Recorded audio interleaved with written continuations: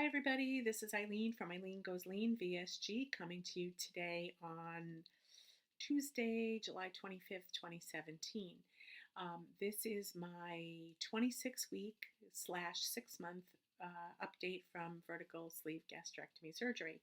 If you're new to the channel, welcome. I love having you here. And if you're returning, thank you very much. And I appreciate you coming back. So this is my 26-week slash 6-month update. I had vertical sleeve gastrectomy surgery on January 24th, 2017 at Roger Williams Medical Center with Dr. Pohl here in Providence, Rhode Island. So let me get into the stats. I still have not revealed what my actual weight is. There will be a big reveal, just I'm not ready to do it yet. Just not ready to do it yet. But so since, let's see, sorry, I have to look it up. Yes, I'm a numbers person, and every day I record my weight and what I've lost and all of that, and every day I have to look at it because I forget what the number is. In any case, this past week, since last Tuesday, I lost 3 pounds. Yay! And since my all-time high on Halloween of 2016, I've lost 120.4 pounds, 120.4 pounds. And included in that is 83.2 since surgery, so that's really good. So what does this mean? I had set a goal for the month of July to get to a weight loss of 120 pounds since my all-time high, and I've hit that. So hopefully I will lose a little bit more next week, and I will get just a little bit past that. I'll set new goals for August. My other goal for July was to record in my gratitude journal every night, which I have done. And let's see, today's the 25th, so I've done 24 nights. I haven't done it yet tonight, but I've recorded 24 days worth, and I really like doing that. It puts things into perspective very much. I think that's really good. I also had a goal to meditate every day, which I do for at least 5 minutes every day, which is really good. And since this is a 6-month update, in my 6th month of surgery, since surgery, I lost 9.2 pounds, and that brings me to the 83.2 since that I've lost since surgery. So how that stacks up is, I lost about, most months I lost between 12 and 14 pounds since I had surgery, and this month I lost 9. I'm actually really happy with that because I spent a lot of the month of July so far, or month 6, in stalls. So I might go a week or even 10 days where I'm up 0.2, down 0.2, up 0.2, down 0.2. And I'm trying to figure out what that is related to. And I think it might be related to a few things. We had extreme humidity. I had some constipation here and there. And I probably wasn't as careful as I needed to be. I probably had treats more than I should have. So I think, this is a lifelong thing, and I'm always going to want to have a treat of some kind. And I think what I need to do is I need to temper that. So it needs to be maybe once a week, not more than once a week.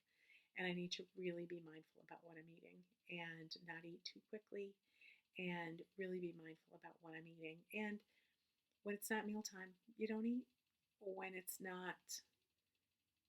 you're not hungry, don't eat. And when you are hungry, get something to drink. If it's not mealtime, then don't eat.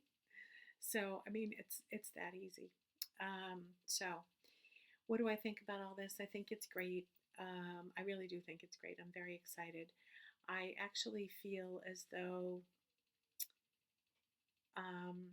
with the weight that I'm at today, I feel like Wonderland is in my sights.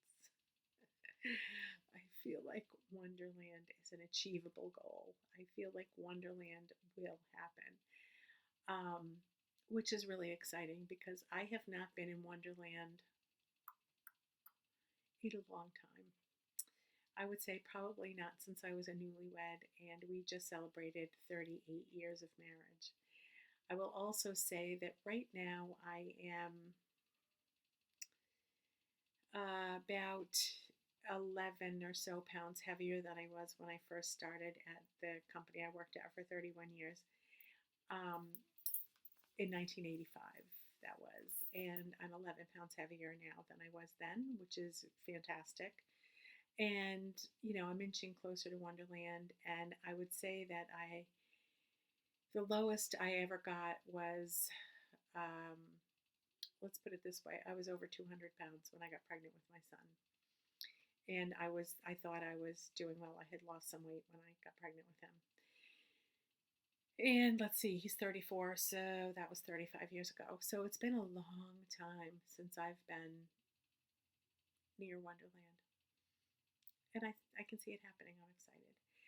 But there's other things. There are other things that are non-scale victories that are really important.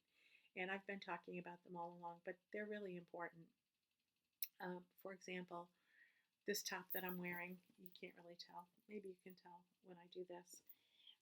This top, I put it on today because we're in Rhode Island and it is freezing here today. Freezing. It's July and it's freezing. It was probably not more than 60 degrees today. Overcast, drizzly, cold, like October weather. So I put this on, and this is just huge on me, and it's like a dress, and this is not that old. I think I just started wearing this right around the time I had my surgery. But of course, that was 83 pounds ago. So guess what? It's got to go to Goodwill. It's got to go. I love it. It's so pretty, but it's got to go to Goodwill. It's seen better days. The jeans I have on too, they're too big. They have to go to Goodwill. What else is a non-scale victory? The underwear continues to be big. Slips are big. Anybody remember slips? I seem to be the only person that wears slips, but my slips are too big. Not that I dress up that often, but my slips are too big. I actually have a meeting about a job on Thursday, and I have to figure out what to wear. And I have a whole bunch of stuff that's too big. Then I have some stuff that I have never worn that's got tags on it that's very suitable for this sort of thing. And I'm going to try them on, and hopefully they'll fit because they're small. They're way smaller than anything I've worn in a long time. So those are all good things. Also, as I've talked about multiple times, the ability to run around, which I couldn't do. Even, 4 months ago, I couldn't do that. So, or even 3 months ago, I couldn't run around like I do now. And I think about the energy that I expend on a daily basis and the things that I do that I couldn't have done before losing all this weight. That's what it's all about. I feel better. I feel better. I do look better, that's for sure, but I feel better. And that's really what it's all about. Before I had the surgery, as required by my doctor and the insurance, I guess, too, I had to have a sleep study, and it came back that I had severe apnea. And my number was in the 90s, which means I woke up 90 times an hour, or I had a breathing problem 90 times an hour during the sleep study. So I used the CPAP machine in the beginning, and I used it up until I had surgery. And then when I was in the hospital with the surgery, with I don't know what I feel like I had tubes in me. Did I? I don't know. I must have. I don't know what I had, but I just felt, oh yeah. Of course I had the IV. And I just felt like I didn't need one more thing hanging off me. So I said to them, if I just put the oxygen in my nose, can I not have the CPAP? They said yes.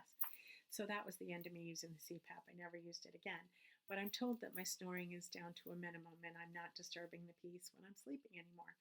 So I went to the sleep doctor last week on Friday, and I'm doing a sleep study next week, a home sleep study. Hopefully the apnea will be gone and I can be done with the CPAP officially. Even though I'm done with it, I can be officially done with it and not have to worry about it. So that's a non-scale victory. And even if I do still have a little bit of apnea, I'm not bothering anybody with the snoring, which is a really good thing. I was very self-conscious about the snoring before, so that's a really good thing. And again, just overall, everything has improved. Everything is great. It's going well. It's really, really going well. The one problem I do have is hair loss, and I'm very self-conscious of it. I constantly have my hair back in this banana clip now, so that it looks fuller and it doesn't look like I don't have any hair. I'm actually going Saturday to a new hairdresser to see if they can do something about it. they can recommend a product, and I've been using a product that my other hairdresser recommended, and I'm not sure any product is going to work for the first 6 months when you have all the hair loss. And now that I'm at 6 months, I expect it to stop. Please. Anyway, I'm going to a hairdresser on Saturday, and I'm hoping that she can give me a cut that will make my hair look fuller, and maybe she'll suggest some color, and maybe she'll suggest some product that will help me along with the biotin that I'm taking. Because the hair loss really is a problem. Although it's a problem I'm willing to have for the sake of, for the sake of, this is backwards, for the sake of the surgery. Again, for anybody out there that's considering surgery, I know I might not be your usual case, but I have to tell you, it's been uneventful. The biggest event is my getting on the scale every day. And yes, I'm still weighing every day. Can't help myself. Getting on the scale every day and watching the scale move. That's the biggest event. The rest of it, occasional constipation, which isn't pleasant, by the way, not at all. Occasional constipation and the hair loss, and that's about it. Everything else is better than I could have ever hoped for. It's fantastic, and I'm so grateful that I made this decision and that I had the support to do it, and that I have the support of the YouTube community. I mean, I feel like I know the people whose videos I watch. I feel like I know them. Well, you kind of do get to know each other as we talk about all the things that go on in our lives. But I feel like without the support of the YouTube community, I'm not sure I would have been pushed over the edge to do the surgery, because it's scary. Let's face it. In the beginning, it's very scary, and even now, it's scary when I think about certain things that are for the rest of my life. It's a little bit scary, but then you figure out how to adjust, and you just do the best you can, and that's all. That's all you can do, is just do your very best every single day. So, what else do I have to say? Again, the other things that have really helped me through this process are my Reiki, my needlework. I'm in my sewing room again. You can see my yellow iron. You can see my shelf of fabric behind me and the window. And that's my cutting table back there. And I love being in my sewing room. And I actually spent some time here yesterday sewing, which was wonderful. So, but I've continued to do my Reiki, do my sewing, my knitting.